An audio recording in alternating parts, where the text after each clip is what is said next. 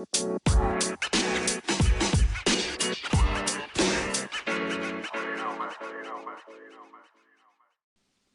hi everyone, welcome back to 20-Minute Marketing. It's been a little bit of a while since the last episode. I'm really excited to get back into the swing of things. The last episodes were out probably 2 or 3 months ago now, so I'm aware that we need to get the ball rolling again. Let's get started. So today we have a very exciting guest that has a lot of experience in the industry. He's going to be sharing a few insights and principles for us that I believe you might not be aware of, so that'll be great to hear about. So let's get started. Hi, Eric. How are you? And can you quickly introduce yourself to us, a bit of your background and who you are? I'm good, Liam. Thank you. My name is Erik Oehler, and I'm the Global Digital Content Marketing Manager for Kodak Alaris. Prior to that, I've done several things. I worked for New York State in IT for about 12 years. My background was in computer science, and tried a couple startups in my day, and eventually found my calling with marketing. Nice. What is it that Alaris do at the moment, just for anyone that doesn't know who they are? So Alaris is a business of Kodak Alaris. When Eastman Kodak went bankrupt, Kodak Alaris sprung out of that and is owned actually by the UK pension fund. We make scanners, software, and services for businesses, partner resellers, BPOs, and things like that. Got you. So nice little bit of a connection between us with the UK pension, I guess. It's kind of a weird ownership structure, but it works so far, and we're profitable and doing well. That's good. Yep. Nice to hear. So yeah, let's move on into the main section and have a deep chat about marketing. So stay tuned, everyone.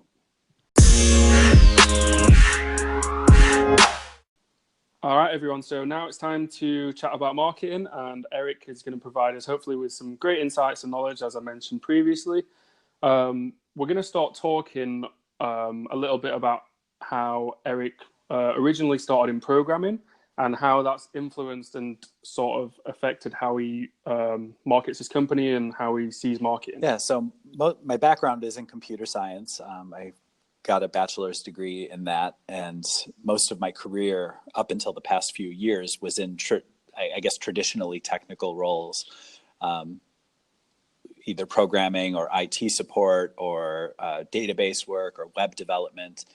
And 10 years ago, it's funny, 10 years ago when I was doing web development for a startup, National Football Post, I was also doing SEM and SEO and a lot of the technical things behind the scenes. And 10 years ago, that just sort of fell by default to the web person, whoever that was, or the most technical person in the room.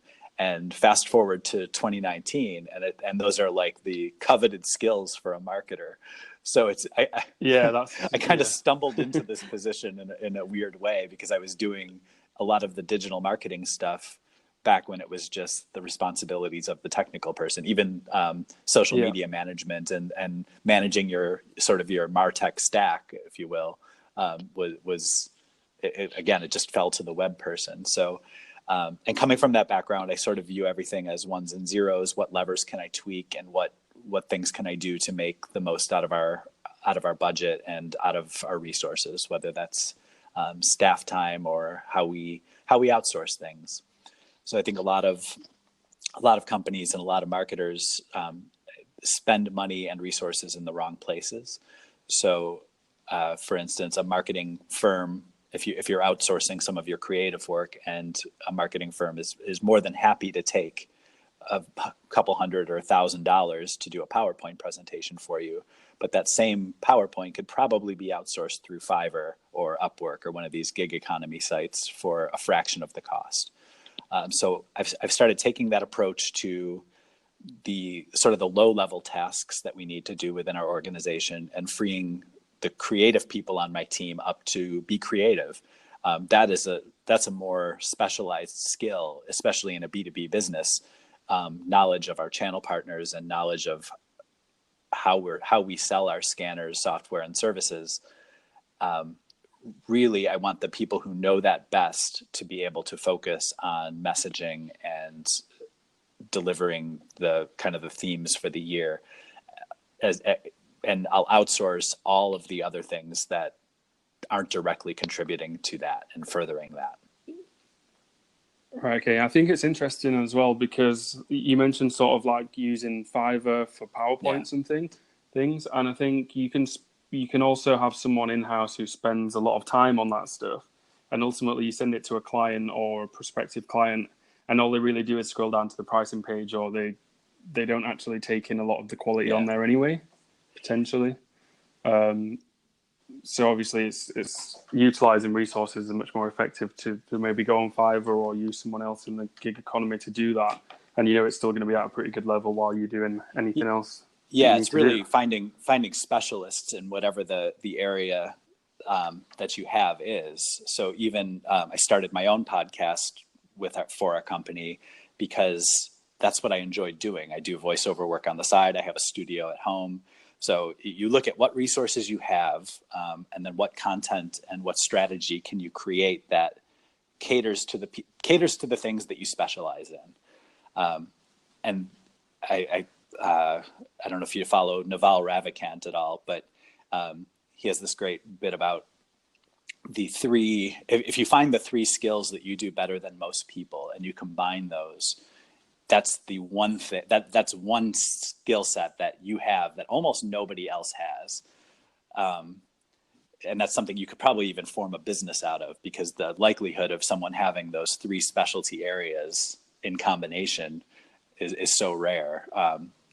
So in my case, I really like storytelling and creativity. I really like audio production, and I like talking about technology with people. So those 3 things make it great for me to have a podcast about data that serves our mission as a business. So it works out well. Yeah.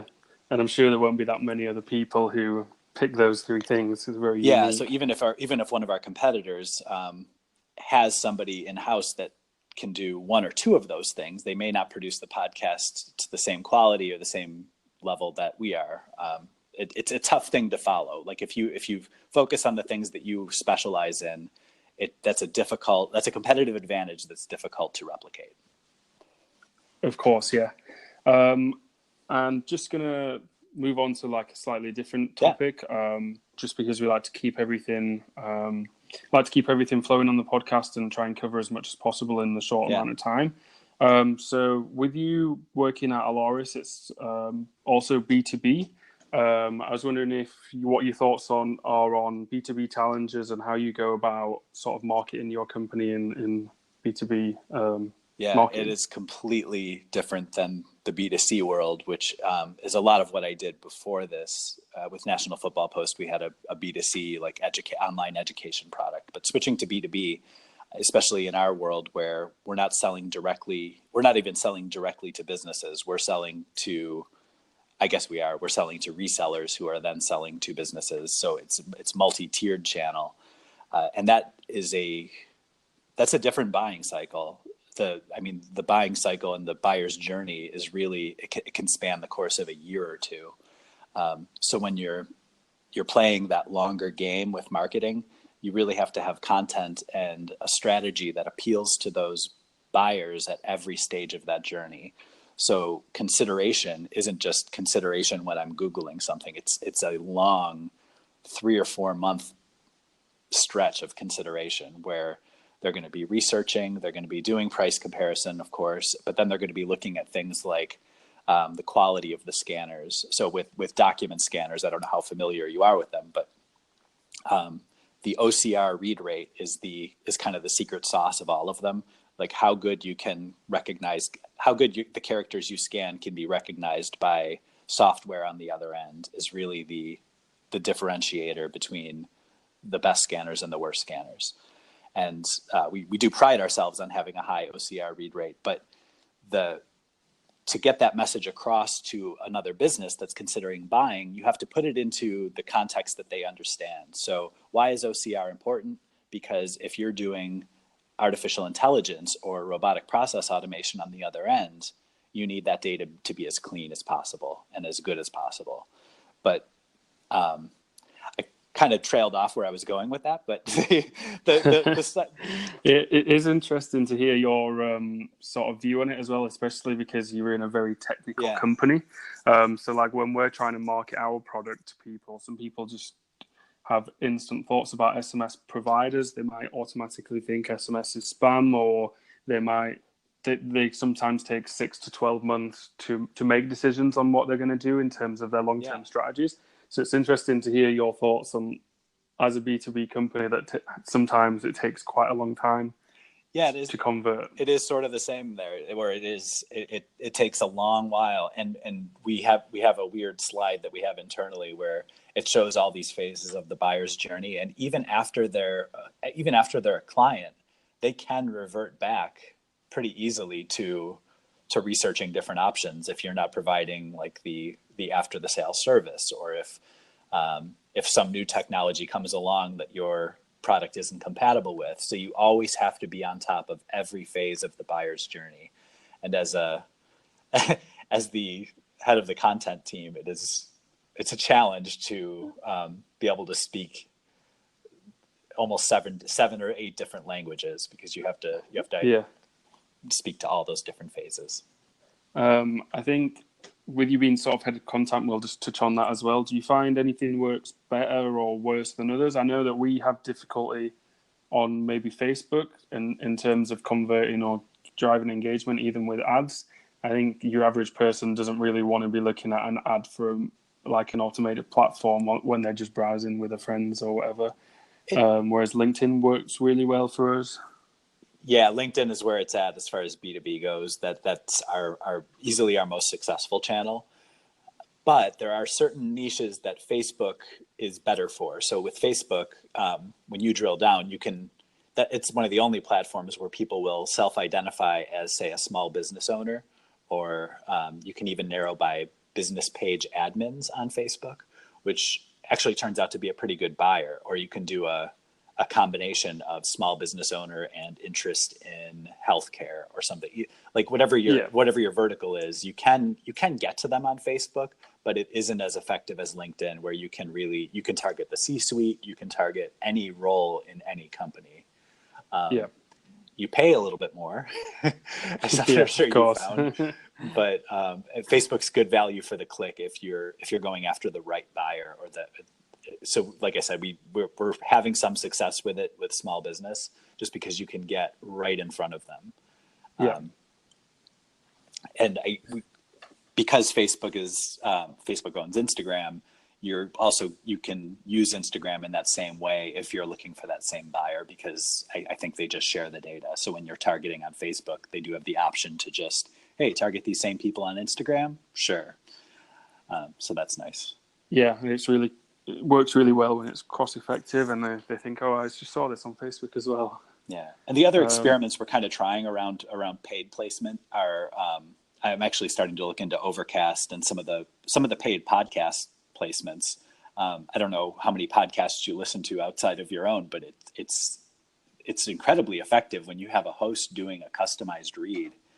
A lot of times people don't skip those ads, and you have a credible source that you listen to weekly or monthly or however often, basically espousing the benefits of your product. And that goes a long way, I think. There's a reason Spotify is buying up all these podcast networks. Yeah, I noticed a month or two ago, sorry to interrupt, the Spotify changed its name from just Spotify to Spotify Music and Podcasts. So it speaks a lot about where they're going in the future. Yeah. What was just before you said that, I think you said the name of a software or a platform. I think the audio just cut out. Oh, Overcast. So that's Overcast. It's a podcast. There's also AdvertiseCast, has a bunch of podcasts kind of under their umbrella. There's a bunch of podcast advertising networks, and for a couple $100, you can get a really good placement in a niche that is exactly your buyer. So I don't want to target people listening to sports podcasts with a scanner, but I do want to target business and technology, and I can get right in front of them with a credible host with a good listenership for pretty much on par with a really broad like Google AdWords campaign, but really honing in on the buyer that you want. Yeah, I think that's like a really unique way of doing it. I don't really see anyone else really jumping on it at the moment either. And I don't know about you, but if there's an advertisement that's really catchy, it would be much more effective and stand out to myself than just reading a Google ad. Yeah, there's a lot of product in my house right now that came as a result of podcast ads. I think Dollar So it's Shave working. Club is one. There's a couple others that I know that I used a podcast promo code. Yeah. So it's definitely working then. I'm sure we'll see a lot more of it moving forward. Yeah. So we only have a couple more minutes left of this main sort of section. Just wondering if you have anything else that you'd like to share or any insights or experience at all? Yeah, it's sort of tangential to what we were just talking about, but the dynamic retargeting is also this hugely, underutilized opportunity for B2B buyers. So I don't know how much, if you've gotten into it at all, but Google buckets users based on where they visited, what they're shopping for, and what they're Googling. So they put these users into buckets like printers, scanners, and faxes, which would be the one that I'm interested in. Even like computers or sports equipment, whatever the niche is, they put you in these buckets. So you can effectively retarget people who are interested in those things, which is, if they're interested in those things and they're going to those sites, they're in that buyer's journey pretty far. They're in that consideration phase. And you can even target people. So we've done it with our website, where if they visit a certain product page, and I'm sure you've had this, you've seen this in your day-to-day life, but then you see that product later on, or you see a banner ad for that product later. I know that's been somewhat curbed by GDPR lately, but and the cookie tracking, but it's still the Wild West here in the US. So we're using that as well, and finding that to be a much more effective spend than just a broad AdWords campaign. Yeah, I think as well, when you set up remarketing as well on Google, it's a lot cheaper than your average click, and you get to add imagery as well. I know you can do that with like shopping ads and display ads, but you get to essentially get people to keep thinking about you.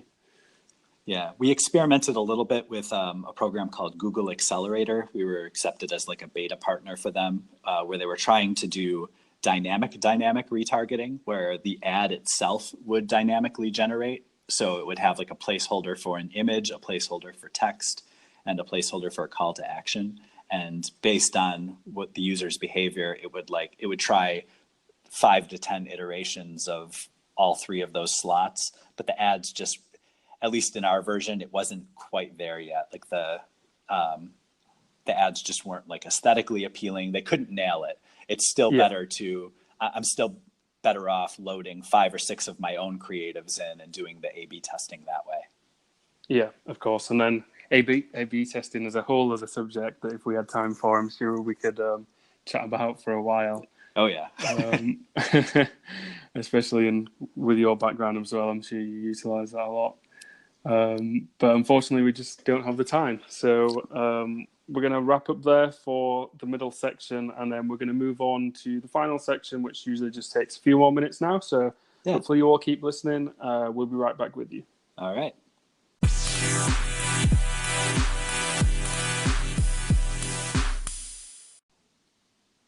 Just to finish off, everyone, we are going to talk a little bit about graduate advice, which, as I always mention, is good to listen to if you are a graduate or if you're someone who's looking to hire one, or if you're in the hiring process right now. Just provides you with a few insights that industry experts are willing to share with you all. So, Eric, what do you think graduates can do in the very competitive market these days to stand out? I would say to start, write a lot. Like write, especially if you want to get into a creative field like marketing, write something every day and just force yourself to write, because one of the rarer things in this field is good storytellers. I know a lot of marketers in other companies that actually just outsource that piece of their work because they don't have the ability to tell an effective story or an effective narrative. Learn about the elements of storytelling, setting up a conflict or an antagonist, and really studying the elements of good stories. Combine that with some technical know-how. The technical stuff, though, you can always learn. Like there's plenty of free courses online. Google has a thing called Digital Marketing Garage that's very good as a primer for anybody who's looking to learn some things. You could use something like Moz too. That really helps you out. Yep. So you can always learn the ins and outs, but the storytelling piece is really one of those intangibles. And when I'm interviewing somebody for a position, I try to get them to tell me a story, and if they can, I know that they've got the chops for it, because that's the kind of the X factor. I'd agree as well. It really, you can tell when you read in a blog and someone's like a good writer, you just instantly want to read more and find out a little bit more about them. And that transcends every piece of content that they're going to create, even if it's a short ad or if it's a longer video. That skill applies to all of it, because if you can connect with the viewer or you can connect with the audience in any format, you're going to be effective. Yeah, that's a good point to mention as well. It runs all the way down to your Google Ads and every single piece of content that you write as well. It's not just the whole long blog main piece of body. And some people might already be there. They might be a good storyteller already, but if you're not, or you don't think that you're not sure if you are, write every day, and that's the way you do it. Even if it's just about your day or something funny that you saw on the way to work, or or sports or anything. Yeah, even if you don't publish it anywhere, if it's just for you. I've got the notes on my iPhone are usually just me rambling in the car on the way to work, like speech to text, and maybe I'll do something with it someday, maybe I won't, but it's really about articulating what you're thinking and getting it out there and learning new ways to say it. Yeah, of course. I think that's pretty much summed up quite a lot of this section. I was going to ask you maybe if you had anything that can help graduates, like other than maybe technical knowledge, but you've covered it all. Maybe just pick a pen up and start writing, or pick your phone up and write some creative ideas down, maybe. Yeah, I would also get, if I can add one more, also get knowledgeable about a lot of current technologies.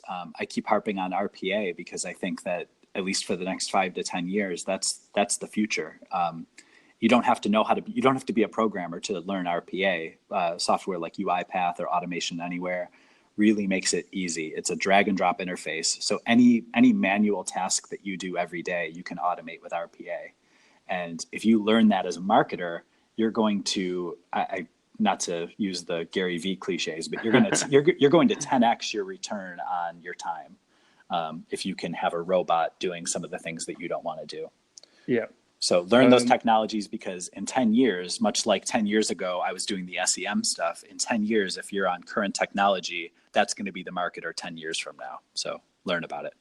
All right. I think that's a great way to end the podcast. So thanks for being an awesome guest. I hope everyone enjoys the episode as much as I did. And thank you, Erik. Thank you, Liam. Have a good day. You too. Thank you.